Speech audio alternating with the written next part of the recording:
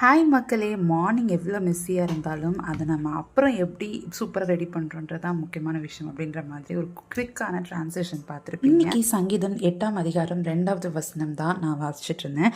இதில் ஆண்டவர் என்ன சொல்கிறாரு அப்படின்னா, குழந்தைகள் பாலகர் வாயிலிருந்து புறப்படுகிற அந்த துதி சத்ருவின் சேனைகளை அழிக்க வல்லதாக இருக்குது அப்படின்றது. துதியோட இம்பார்ட்டன்ஸ் நிறைய நேரத்தில் நிறைய பேருக்கு புரிய மாட்டேங்குது. கடினமான சூழ்நிலையில் துதிக்க நம்ம ரொம்ப கஷ்டப்படுறோம். லாஸ்ட் இயர் இதே டைமில் எனக்கு ஃபேஷியல் பால்சி வந்தது, அதாவது முகவாதம் வந்தது. அதனால் என்னுடைய ஸ்பீச்லாம் சரியில்லை, என்னுடைய ஃபேஸ் ரொம்பவே டிஸ்டார்டாக இருந்தது. ஆனால் அந்த நேரத்தில் எனக்கு எல்லாரும் கொடுத்த ஒரு சஜஷன் என்னென்னா, நீ துதிக்க ஆரம்பி அப்படின்னு. I really took that suggestion very seriously and daily நிறைய நேரங்கள் துதிக்க ஆரம்பித்தேன். என் லைஃப்பில் அந்த சூழ்நிலை நான் துதித்த மாதிரி எப்போவுமே துதிச்சது இல்லைங்க.